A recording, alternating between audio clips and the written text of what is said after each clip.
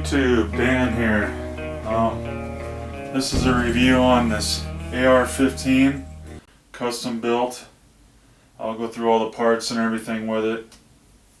Has a 20-inch barrel. It's heavy. I'll basically go through, but it's basically all parts. It's not an upper that I bought or anything. I totally built this. It's not hard. You just need a few of these tools. Here's like a AR-15 multi-tool. That's all you need to pretty much get one assembled. Maybe some punches and stuff. Also very important to have is probably one of these upper receiver fixtures. That way you can get it bolted in the vise here and actually pins into the takedown pins on this. Holds it in really good position. That way when you're torquing everything down with your barrel nut and everything gets torqued properly. And you have a free hand. You got both your hands. If you're like messing around on the bench and trying to hold it, you just don't have the hands to get these things put together properly with the little tiny springs and stuff for like the dust cover and stuff like that. And this is another fixture that I have for holding the whole rifle that it's in now. Just basically locks in there. It's like a magazine. And you clamp that in a vise and you just lift it off of here. See, basically again, you got hands free. You can sit here and mess with it, mess with the trigger and stuff like that. You know, you can sit here and pull the back takedown pin out and mess around inside here. Clean it. Works good to clean with. You just run everything straight down through here. So I'm going to go through with what this is. It's basically a Spike. No, this isn't a Spikes Tactical. It's a Stag. A Stag arms lower and an Anderson arms upper. I don't know if you can see the difference, but the Anderson arms stuff is cool because the housings are cheap. They're very inexpensive, and they have a lot of them come coated and stuff. They got some cool coatings, and I'll get to why I don't think it's real important to have top of the line brand name housings and stuff like that. I'll get to that in a little bit as far as like the accuracy of long range rifles. With this being a 20-inch barrel, it's stainless. It's a heavy barrel. It's H-bar barrel made by AR Stoner from Midway. Most all the parts that I get for this, except for the housings, are from Midway USA. I'll just basically start at the muzzle and work my way back. Even the bolt carrier group really isn't that important as long as everything functions okay and you get everything working correctly. The most important stuff on this whole rifle as far as accuracy is basically from here to here. The barrel, and according to how free floated it is and stuff like that. This is obviously free floated, has an extended length. The gas block is actually down inside here. So I'll start at the muzzle and work my way back.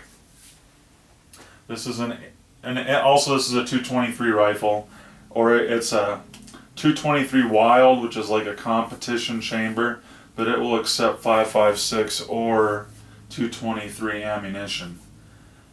And I can get into that whole 223 versus 5.56 thing. I'll probably do that in another video. I'm not going to really get into any of that right now. I just kind of wanted to go through a review of this. I have shot this several times. It basically doesn't have any problem hitting scuba tanks, which is at the range that I've shot this at. They have a scuba tank thing set up in a frame, and I'm usually hitting that. I think it's about 600 meters is that range for that. Not much of a problem, which is real good for 223 round.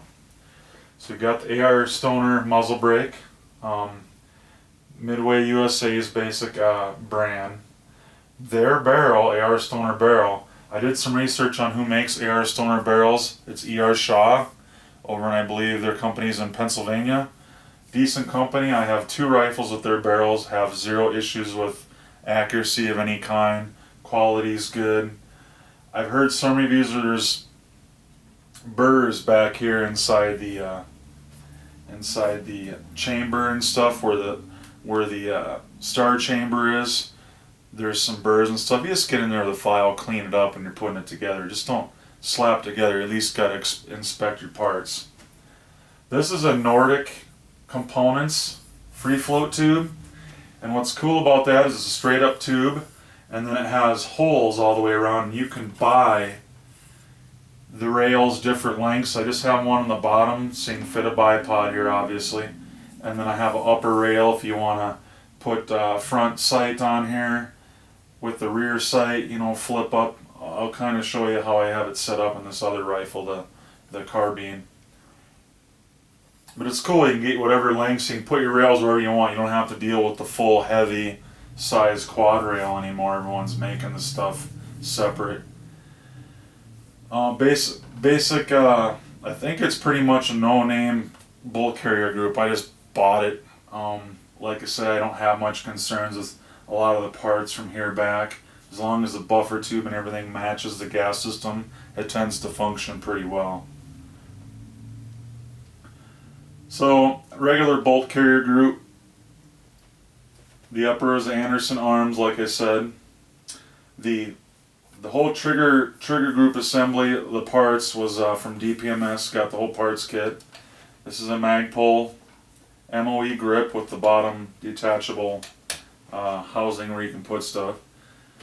The buttstock is a Magpul CTR, and you can get the adjustable cheek welds on here. This cheek weld's set up just for me so that my eye alignment through the scope is good. Eye alignment's pretty important to me. I can get into that in another video too. Lots of other stuff going on. That's pretty much the gist of it. It has a, you know, the 20-inch heavy barrel, and it's stainless. I didn't bother coating it because this rifle is not really one I was going to coat. You can see the stag arms. You can kind of see the difference in the coatings here. This is just a fresh build. It has a extended bolt charging handle. Has the Magpul, I can't remember the name of the Magpul part right offhand, but it has the ambidextrous hook on here. I'll show you another deal from this other build that I'm doing right now that's actually a pretty cool idea. Pull this one off. That is pretty much it for that AR. Now this I have isn't a full build. This is a AR carbine, AR-15 carbine.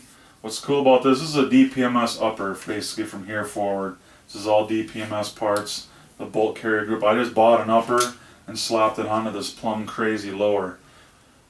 People are like, what's the deal with the aluminum versus the polymer lowers? Because you can kind of get that. I don't recommend a polymer upper. I've seen those where the threads get messed up, and once the threads get messed up on the front of here, if you change a barrel or something, the whole upper is garbage. The whole upper housing is garbage, so you might as well just stay away from that.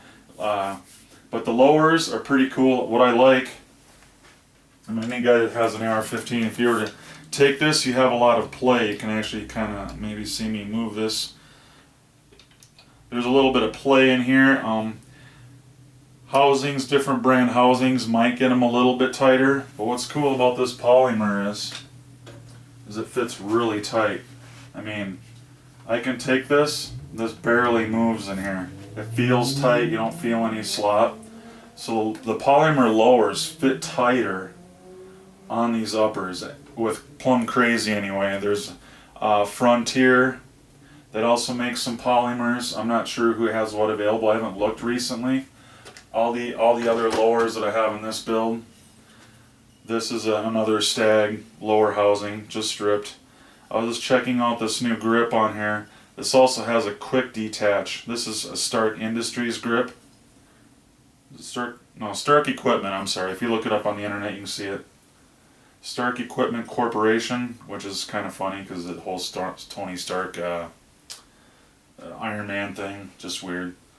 But you have a quick detach mount here, so if you had a carbine tube or whatever, you can hook your quick detach, and that would be on a swivel, so you could swap, you know, your non-firing side with a rifle or whatever.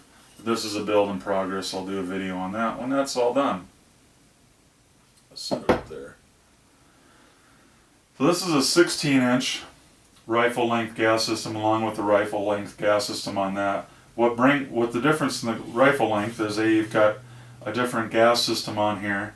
You got your front sight post out your head, and you can still buy these. And then you have the little short barrel up front. So you have the Magpul MOE handguard on here with a little angular grip, which I like. I'm not a pistol grip guy. I like to keep my, if you ever seen any of the Magpul videos, you want to keep your hand up over the bore, helps you control the rifle better.